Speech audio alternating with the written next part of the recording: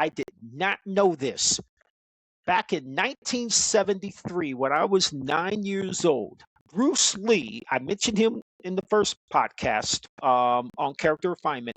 Bruce Lee had just completed the movie Enter the Dragon, which would be the pinnacle of his movie career.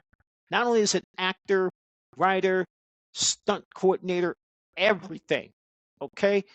And even decades after his death, his legacy, because he became disciplined in his actions, in his speech, in his demeanor.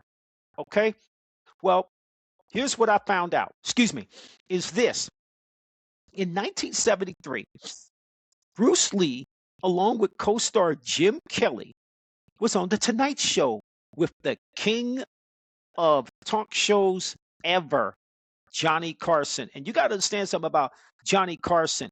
Johnny Carson was king back then of talk show host. If you were a comedian and you got on Johnny Carson, that was going to be a make it or break it moment of your career, just like Ed Sullivan on the Ed Sullivan Show.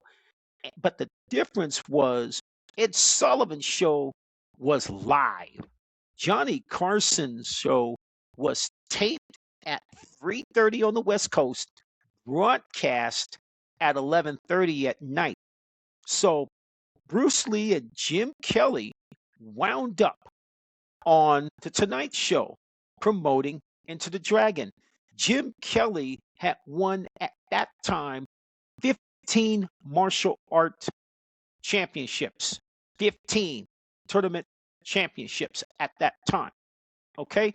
And Jim Kelly, he, understandable, he had a right to toot his horn to a degree, but it was getting so out of hand to the point where Johnny Carson was calmly trying to tell Jim Kelly, hey, I'm just paraphrasing, promote the movie, okay?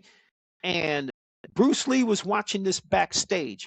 So when Bruce Lee got called on, not in a gotcha moment, but here's what I did not know. Bruce Lee came onto the scene after being introduced, shook Johnny Carson's hand. He went to shake Jim Kelly's hand, and Jim Kelly did not shake his hand.